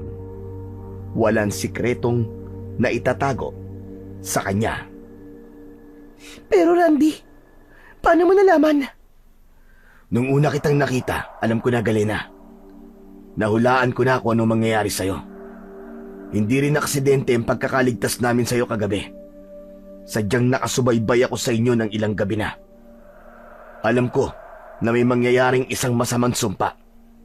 Magiging kaanib ka nila at ikaw ang magiging pinakamalakas na aswang dito sa baryo. Kaya ginawa ko ang lahat para pigilan yon. Mabuti na lang at nakinig ka. Mabuti na lang at pinili mo ang mabuti kaysa ang maging masama. Bigla ako napatingin sa bangkay ni Lando. Ang lalaking yon, ang pinakamamahal kong lalaki. Huli na nang malaman kong mula pala siya sa angkan ng mga aswang. Mahal ko si Lando. Nabulag ako sa damdamin ko para sa kanya. Kaya nakalimutan ko kung ano ang tama. Gusto niyang magsama kami panghabang buhay. Kaya naman ang gusto niya ay makianib ako sa kanila. Pumayag ako nung una dahil ang akala ko ay iaalay ko lang ang dugo ko sa kanilang Panginoon. Hindi lang buhay na walang hanggan ang ipinangako niya sa akin. Ang sabi niya, kaya ko daw buhayin ang nanay ko kapag ako na ang pinakamakapangyarihan. Binigyan niya ako ng 1 taon para maihanda ang sarili ko para sa isang ritual. Pero habang lumilipas ang mga buwan, unti-unti kong naiisip na mali ang lahat. Ngunit alam kong wala na akong kawala, lalo na't alam ko na palagi niya akong binabantayan. Kaya ang tanging nagawa ko na lang ay ang magpakalango sa alak. Sa paraang to, naisip kong kahit papano ay malilimutan ko ang kasalanan ko. Pero hindi pala ganun kadali ang lahat. Araw-araw akong nakokonsensya, lalo na't alam kong tahimik na naghahasik ng lagim ang mga aswang sa baryo namin. Yung mga nawawalang mga tao, sila ang may kagagawan at hindi ako matahimik. Mabuti na lang ay dumating si Randy. Tinulungan niya akong maniwala ulit sa kabutihan. Sa simpleng sinabi niya sa akin na piliin ko lang palagi ang tama, natutunan kong harapin ang takot. Nagkaroon ako bigla ng kakampi sa katauhan niya. At ngayon sa wakas, malaya na ako. Anak, salamat sa Diyos at ligtas ka. Opo, Tay. Hindi tayo pinabayaan ng Panginoon. Patawarin niyo po ko, Tay. Sa lahat po ng mga nagawa kong pagkakamali. Tama na, anak.